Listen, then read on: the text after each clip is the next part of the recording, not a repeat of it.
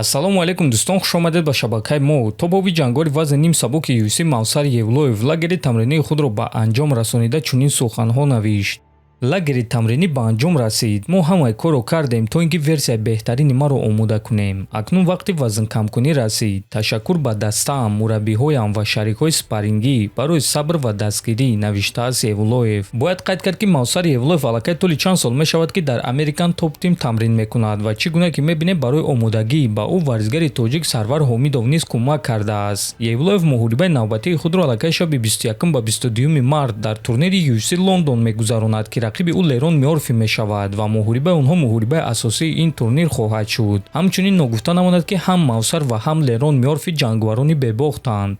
Ҳама намуд дорӯҳои гиёҳӣ бо сифати баланд, нархҳои дастрас ва дастафка ба ҳама шаҳрҳо аз ширкати Шифофармо, дорӯҳои гиёҳӣ барои хароб ва фарбеҳшавӣ, барои қавӣ кардани саломатӣ, витаминҳо ва шампунҳои гиёҳӣ, ҳамчунин ҳиҷомаи бепул барои муштариён ва боз асали бениҳоят фоидаовар паҳлавон ки гардиши хун ва тестостерони шуморо хуб мекунад, хунукзадагиҳои баданро бартараф мекунад. Барои маълумоти бештар ё ин ки заказ кардани дорӯҳои ширкати Шифофармо ба номерҳои дар рӯи экран буда муроҷиат кунед. Ширкати Шифофармо дар хизмати шумо. Тобови ҷангори вазни нимёна UFC Карлос Пратес боварӣ дорад ки аз ҳама шанси зиёд барои шикаст додани Ислам Махачевро Иен Гери дорад.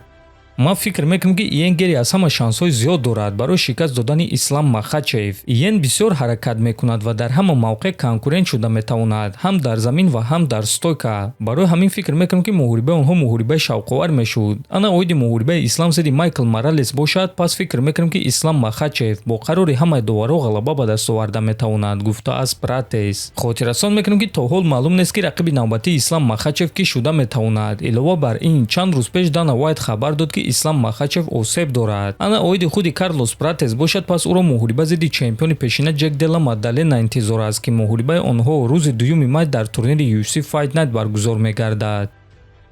Чемпиони пешинаи вазни миёна UFC Дрикус Дюплеси оиди муҳорибаи Ҳамзат Чимаев зидди Шон Стрикланд фикрҳои худро баён кард.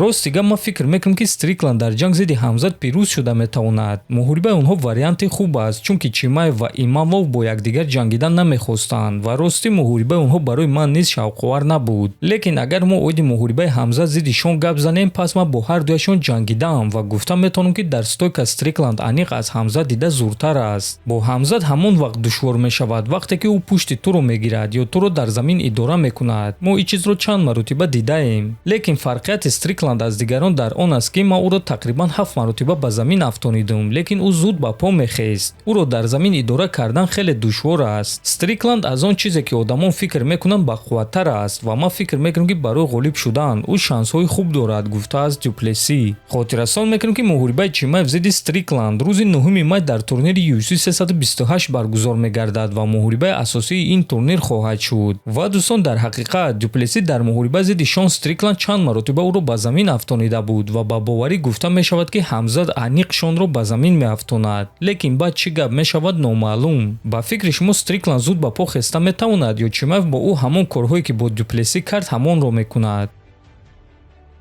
Топови ҷангори вазни сабуки UFC Арманд Сарукян ба чемпиони муваққатии вазни худ Ҷастин Гейҷ маслиҳат дод.